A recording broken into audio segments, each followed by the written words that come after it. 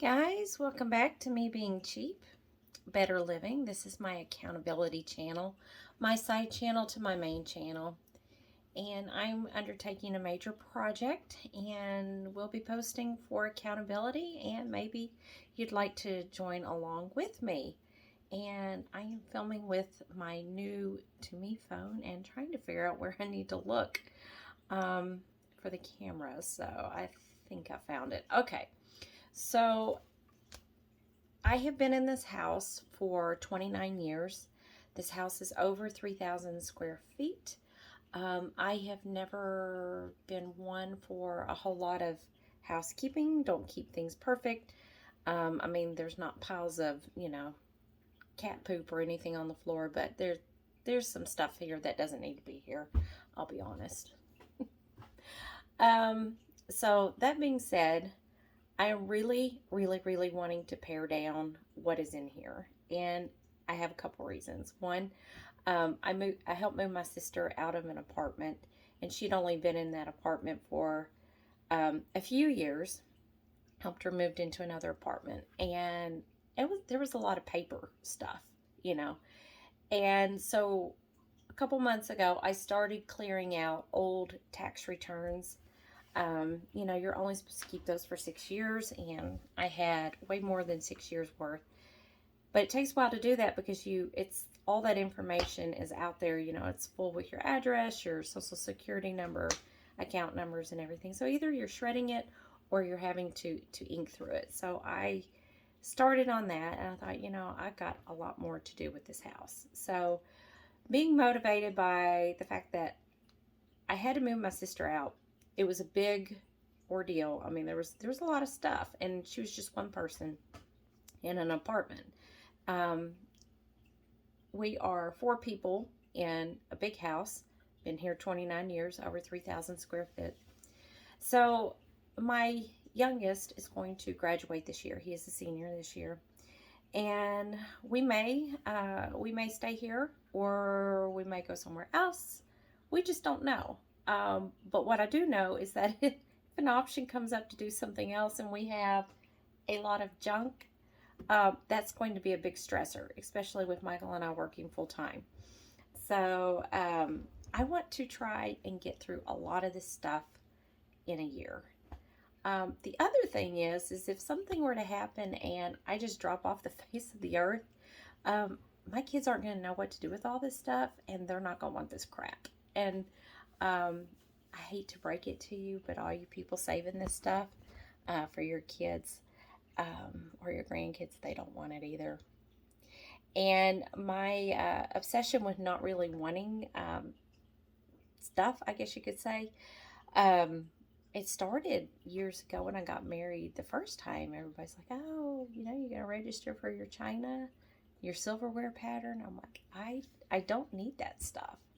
I'm not a collector of that sort of thing. It's got to have a practical purpose. So growing up, I was a preacher's kid. We moved every 2 years. So that being said, a lot of the junk, we kept it pared down, and we were forced to clean every 2 years because we were moving. But that being said, we moved a lot of stuff around that I would not have moved. I mean, my mom saved, and I know this is a different time where people save stuff, and we didn't have a lot of money anyway, but like kids' books, she would move those around even after her four kids were beyond like little kids' books. So we had like the little golden books. We were still moving those around when I was in high school. It's like, no, nobody's going to read those. And, I guess my mom was thinking, well, maybe the grandkids might want to read them when you guys have kids. Well, we divided the books up between me and my sisters, and I don't think any of our kids really got into the little golden books like we got into. I mean, my kids were avid readers, but it wasn't little golden books. So that's one thing I want to pare down are books. And you can see kind of behind me, there's just one shelf. That's just one shelf in this house. There's a lot of books, and several years ago, I did a big purge of books. I had a yard sale. Got rid of a lot of cookbooks, a lot of kids' books. some of that stuff sold, but a lot of it didn't, and I ended up hauling it to Goodwill and so forth. And I really don't know that I just don't know what people do. I used to sell some books on eBay a long time ago, but I was looking, and there's not really a market. I mean, maybe. I did take the first step. I got rid of a tote of cookbooks. The lady came and picked that up a couple days ago. But I think I'm going to set a goal of at least one book per week.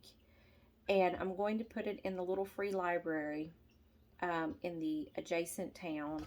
And then that way I'm not overwhelming that little free library with free books, but I'm going to be intentional about it. So if it's something that's in really bad shape, probably just going to toss it, because I do have some paperbacks that are in bad shape. And then some of the other stuff that I think has more of a market to it, I'll look and be intentional about who I give it to.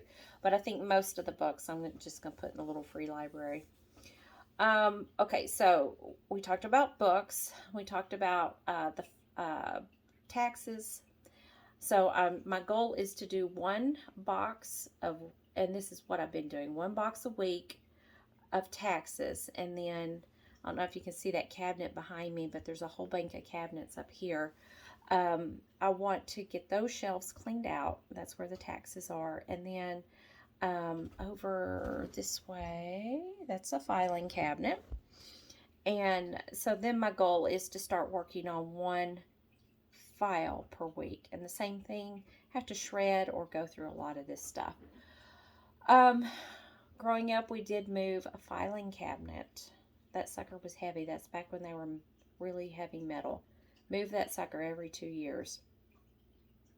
So I'm just going to get rid of it, because we just don't need all this paper stuff. It does not serve a purpose. But like I said, you can't just pitch it in the trash because it's got personal information all over it. Okay, so books, boxes and files. A freezer is another area of concern. We have freezers here. We have several.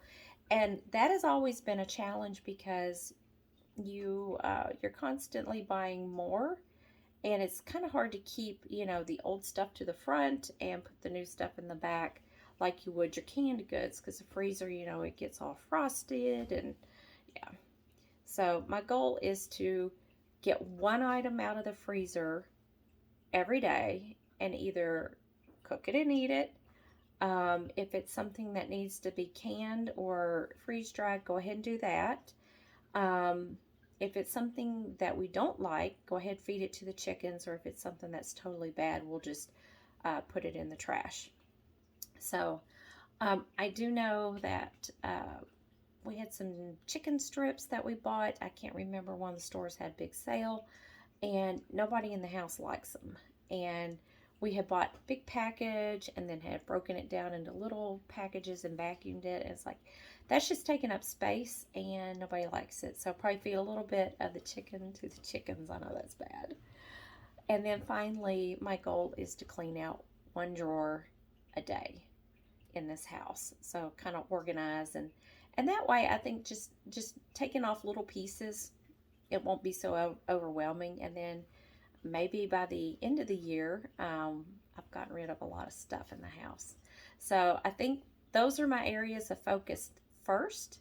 And then I think we're going to go into, things that are on the wall, because I was in a phase at one point where I liked a lot of decorations. And some of the decorations are meaningful and some of them are not. So I'd like to, and all the rooms in the house look like this. So I think I want to pare down on a lot of the stuff on the walls, but that's going to be later. That's going to be for a different day. So again, focusing on books, boxes and files, the freezer, and one drawer a day. I will keep you posted on my progress. By the way, I am attempting to start running again, so probably most of my videos you'll see I'll be looking like this, because I get up early, do the run, film my video, do some chores, and then hop in the shower and go to work. All right. Thanks for watching.